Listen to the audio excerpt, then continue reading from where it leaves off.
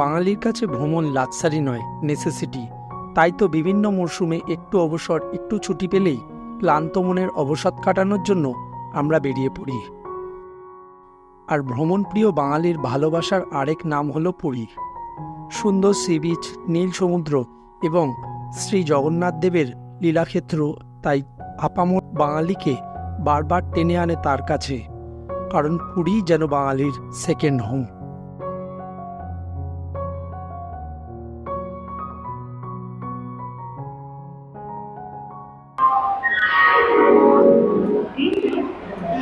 গত 29শে মার্চ 2024 আমরা সপরিবারে গেছিলাম শ্রীক্ষেত্র পুরীতে প্রভু শ্রী জগন্নাথ দেবের দর্শন পেতে। যে দেবতাকে সর্বোচ্চ জ্ঞান করা হয় তিনিই হলেন জগন্নাথ। বলা হয় তিনি না চাইলে তার দর্শন পাওয়া যায় না।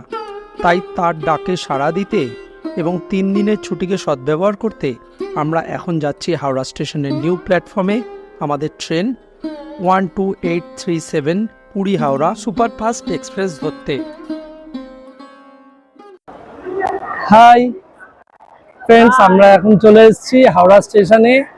আমাদের গাড়ি হচ্ছে 12837 পুরী এক্সপ্রেস। আমরা এখন হাওড়া স্টেশনে 23 নম্বর প্ল্যাটফর্মে রয়েছি। আর এই যে জার্নি আমরা যাব পুরীতে, তো তোমরা থাম্বনেল দেখে নিশ্চয়ই বুঝেই গেছো এবার আমাদের নেক্সট জার্নি পুরী। এই জার্নিটা আমার কাছে একটু স্পেশাল, কারণ এই জার্নিতে আমাদের সাথে মাও আছে। তো গত বছর শান্তিনিকেতনের পরে এটা হলো নেক্সট সেই জার্নি যেখানে মাও আমাদের সাথে যাচ্ছে। সঙ্গীতা এদিকে রয়েছে, নীল তো রয়েছে, মা রয়েছে। আমরা এখন 23 নম্বর প্ল্যাটফর্মে দাঁড়িয়ে রয়েছি, দেখি কতক্ষণে ট্রেন আসে। ট্রেন এলে ট্রেনে উঠে তোমাদের সাথে আবার কথা হবে।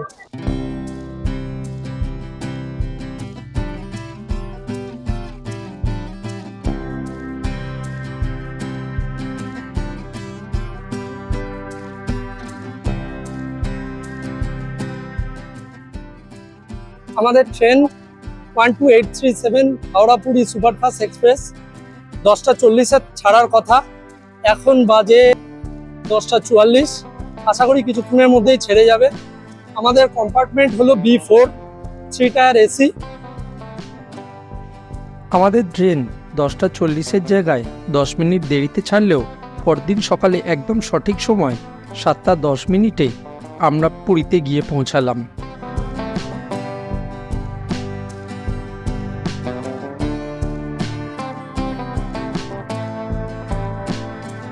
পুরী স্টেশন থেকে একটা টোটো বা অটো নিয়ে খানিকটা গিয়ে একটা বাঁক নিলেই দেখবেন সেই চিরপরিচিত পুরীর সমুদ্র। বহুবার দেখলেও যা কখনো পুরনো হয় না। এই সমুদ্র, এই সৈকত, কত ধরনের মানুষের সমাগম সারা বছর মুখরিত করে রাখে পুরীর সমুদ্রকে। তাই বারবার ফিরে আসা এই চেনা দৃশ্যের অচেনা সান্নিধ্য পেতে। তাই পুরী চির নতুন, চির সুন্দর।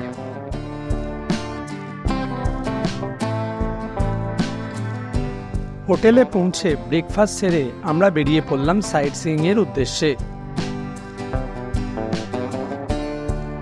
আমরা প্রথমেই গেলাম মা বিপত্তারিণী চণ্ডীবাড়িতে। স্নিগ্ধ পরিচ্ছন্ন মন্দির প্রাঙ্গণে এলে আপনাদের মন শান্তিতে ভরে উঠবে। মন্দিরের ভেতরে রয়েছে মা বিপত্তারিণীর বিগ্রহ।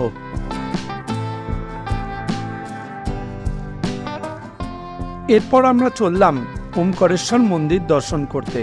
তবে তার আগে পথে পড়ল মোহনা। সেখানে দাঁড়িয়ে খানিকক্ষণ আমরা সময় কাটালাম।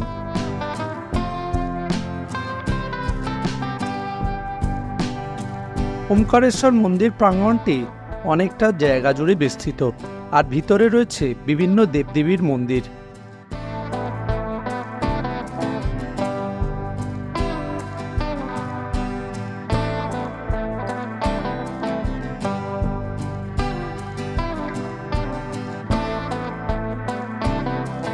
এছাড়াও রয়েছে ভাগ্যচক্র, আর সবশেষে রয়েছে শিবের 108টি লিঙ্গ।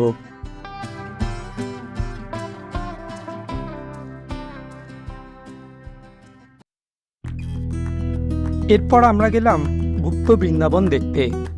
লোকমুখে এটি গুপ্ত বৃন্দাবন নামে প্রসিদ্ধ হলেও গেটের বাইরে দেখলাম লেখা এই স্থানটির নাম শ্রী গৌরবিহার আশ্রম। যৎসামান্য 5 টাকা মূল্যের টিকিট কেটে ভিতরে ঢুকে দেখলাম এখানে শ্রীকৃষ্ণের বিভিন্ন বয়সের বিভিন্ন লীলার মূর্তি, ছবি ও পৌরাণিক কাহিনী বর্ণিত আছে। আর বুঝলাম গুপ্ত বৃন্দাবন নামের সার্থকতা।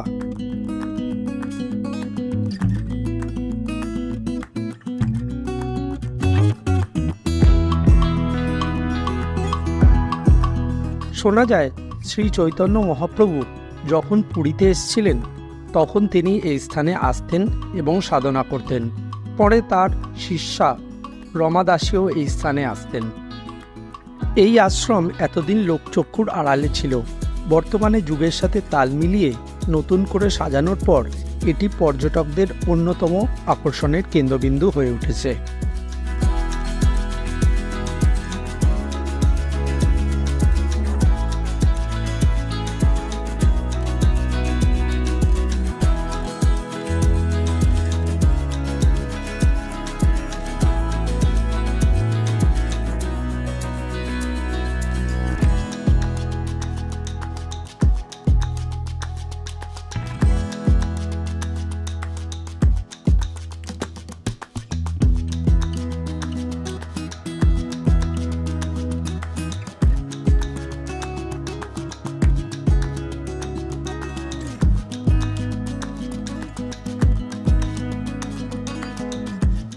আপনারা এই স্পটগুলি যেতে চাইলে একটা টোটো বা অটো ভাড়া করে নিন। এই স্পটগুলো ঘোরাতে টোটো আমাদের থেকে নিয়েছিল 350 টাকা। গুপ্ত বৃন্দাবন দেখে হোটেলে ফিরেই আমরা চলে গেলাম সি বিচে সমুদ্র স্নান করতে। আমরা এখন পুরীর সমুদ্রে চান করতে এসেছি। প্রচুর লোক এখানে চান করছে। আর নীল আমার সাথে রয়েছে।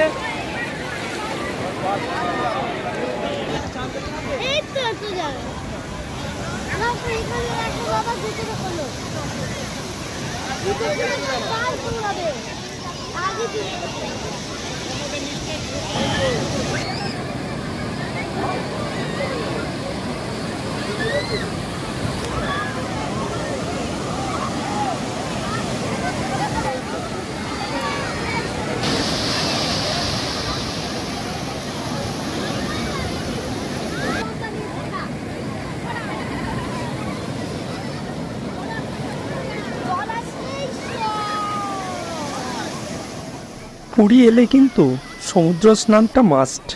পুরীতে উত্তাল ঢেউয়ের স্রোতের সাথে কার না গা ভাসাতে ভালো লাগে বলুন।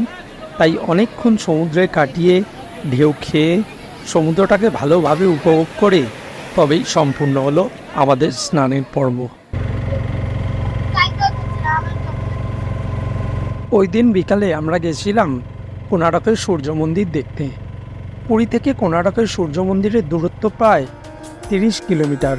চলুন পথ চলতে চলতে জেনে নেওয়া যাক কোণার্ক মন্দিরের সংক্ষিপ্ত ইতিহাস। 1250 খ্রিস্টাব্দে রাজা নরসিংহদেব সূর্যদেবের মাহাত্ম্য প্রচারের উদ্দেশ্যে এই মন্দির নির্মাণ করান, যা তৈরি করতে সময় লেগেছিল 12 বছর। কলিঙ্গ ও দ্রাবিড় স্থাপত্য রীতির সংমিশ্রণে গঠিত এই মন্দিরটি ধূসর বেলে পাথরের তৈরি। তাই দূর থেকে এই মন্দিরকে কালো রঙের মনে হয়। তাই এই মন্দিরটিকে ব্ল্যাক প্যাগোডাও বলা হয়ে থাকে। চলুন আবার ফিরে আসি মন্দিরের ইতিহাসের প্রসঙ্গে। এরপর 1508 খ্রিস্টাব্দে কালাপাহাড় নামে এক মুসলিম শাসক এই মন্দির ধ্বংস করেন। এরপর 1626 খ্রিস্টাব্দে তৎকালীন রাজা নরসিংহদেব সূর্যদেবের অষ্টধাতুর মূল মূর্তিটি পুরীর মন্দিরে স্থানান্তরিত করেন। তবে অনেকের মতে ওই মূর্তিটি ইংরেজ বা পর্তুগিজদের মতো কোনো বৈদেশিক শক্তি নিয়ে চলে যায়। তবে এর কোনো সঠিক প্রমাণ পাওয়া যায়নি। এরপর 1779 সালে অরুণ স্তম্ভ নামে একটি স্তম্ভ পুরীর মন্দিরে নিয়ে যাওয়া হয়, যেটি পুরীর মন্দিরের সিংহদ্বারের সামনে আমরা দেখতে পাই। আগে মন্দিরের কাছেই ছিল কোণার্ক বন্দর। মন্দিরের মাথায় থাকা শক্তিশালী চুম্বকের দ্বারা বিভ্রান্ত হয়ে সামুদ্রিক জাহাজ কোণার্ক বন্দরে চলে আসত। এই একইভাবে পর্তুগিজ জলদস্যুরা এই বন্দরে এসে মন্দিরের মূল্যবান জিনিসপত্র লুট করার সাথে সাথে মন্দিরের মাথায় থাকা শক্তিশালী চুম্বকটি নষ্ট করে দেয়। 1800 সাল নাগাদ এই মন্দির সম্পূর্ণ পরিত্যক্ত হয়ে যায় আর ঘন জঙ্গলে আবৃত হয়ে বন্য জীবজন্তুর আস্তানা হয়ে যায়। এরপর 1904 সালে লর্ড কার্জন সাহেবের তত্ত্বাবধানে প্রত্নতত্ত্ববিদরা এই মন্দিরটি পুনরুদ্ধার করেন। মন্দিরে ঢোকার মুখেই রয়েছে দুটি সিংহের মূর্তি, যার নিচে আছে হাতি, আর এই সিংহ হলো শক্তির প্রতীক আর হাতি হলো সম্পদের। আর তার নিচে চাপা পড়ে রয়েছে মানুষ। অর্থাৎ এই মন্দিরে প্রবেশ করতে হলে সমস্ত শক্তি সম্পদের মোহ অহংকার ত্যাগ করে তবেই প্রবেশ করতে হবে। মূর্তি দুটির মাঝখান দিয়ে সিঁড়ি চলে গেছে নাট মন্দিরে। নাট মন্দিরের পরেই শুরু হচ্ছে মূল মন্দির। মূল মন্দিরটি শুরুতে অনেকটা এই রকম দেখতে ছিল। আমরা এখন মন্দিরের যে অংশটি দেখতে পাই সেটি হলো মূল মন্দির বা দেউলের সামনের অংশ বা প্রার্থনা মন্দির। বর্তমানে মন্দিরটি ইউনেস্কো ওয়ার্ল্ড হেরিটেজ সাইটের অন্তর্গত। মন্দিরকে আরও ভেঙে যাওয়ার হাত থেকে বাঁচাতে মন্দিরের ভিতরে বালি দিয়ে ভরে সিল করে দেওয়া হয়েছে। ওনার নামটি এসছে কোণ প্লাস অর্ক, অর্থাৎ কোণ বা অ্যাঙ্গেল বা দিক, আর অর্ক অর্থাৎ সূর্য। এই দুটি মিলেই হয়েছে কোণার্ক। যেহেতু এই মন্দিরটি সূর্যদেবকে সমর্পিত এবং রথের আদলে নির্মিত, তাই এই বিশাল রথকে টেনে নিয়ে যাবার জন্য রয়েছে 7টি ঘোড়া। যদিও এখন সব ঘোড়াগুলি ধ্বংসপ্রাপ্ত, তবে কেবলমাত্র একটি ঘোড়ারই খানিকটা অংশ অবশিষ্ট আছে। এই 7টি ঘোড়া সপ্তাহের 7 দিনের প্রতীক। এই মন্দিরে রয়েছে 12টি চাকা, যা বছরের 12 মাসের প্রতীক। এই চাকাগুলি কিন্তু সাধারণ চাকা নয়, এই চাকা আসলে এক একটি সূর্যঘড়ি। এই চাকাগুলির প্রত্যেকটিতে আছে 8টি করে স্পোক বা দাঁড়, যা দিনের অষ্টপ্রহরকে বোঝানো হয়েছে। প্রতিটি স্পোক বা দাঁড়ের মধ্যে রয়েছে 60টি করে বল। প্রতিটি বল 3 মিনিটের পার্থক্যকে বোঝায়। প্রত্যেকটি চাকায় হাত দিলেই সূর্যের ছায়া এসে পড়ে চাকার গায়ে, যার থেকে গণনা করা যায় এখনকার স্থানীয় সময়। তবে বেশিরভাগ চাকাই এখন ক্ষয়প্রাপ্ত, কেবলমাত্র একটি চাকাই সম্পূর্ণ অটুট আছে। সম্পূর্ণ মন্দিরটি তৈরি হয়েছিল পাথর এবং লোহার ক্ল্যাম্পের মাধ্যমে। তা সত্ত্বেও এত নিখুঁতভাবে এই মন্দিরটি নির্মিত হয়েছিল, যা ভাবতে সত্যিই অবাক লাগে। মন্দির উদ্বোধনের আগের দিন মন্দিরের মূল কারিগরের ছেলে মন্দিরের মাথায় কলস লাগাতে গিয়ে ছাদ থেকে পড়ে মারা যায়। ফলে এই মন্দিরটি উদ্বোধনের আগেই অপবিত্র হয়ে যায়। এই মন্দিরের গায়ে অসাধারণ কারুকার্য, মন্দিরের চাকাগুলির জ্যামিতিক মাপের অসাধারণ হিসাব আরও একবার মনে করিয়ে দেয় ভারতবর্ষ তখনকার দিনে গণিত, বিজ্ঞান, জ্যামিতি, নক্ষত্রশাস্ত্রের মতো বিষয়ে কতটা উন্নতির শিখরে ছিল। আজকের পর্ব ভালো লাগলে অবশ্যই ভিডিওটিতে একটি লাইক করে দেবেন আর আপনাদের মূল্যবান মতামত কমেন্ট করে জানাবেন। আর এই ধরনের আরও ভিডিও দেখার জন্য পেজটিকে সাবস্ক্রাইব করে নোটিফিকেশন বাটন অন করে রাখবেন। আজকের পর্ব এই পর্যন্তই। দেখা হবে আগামী পর্বে। সবাই ভালো থাকবেন। ধন্যবাদ।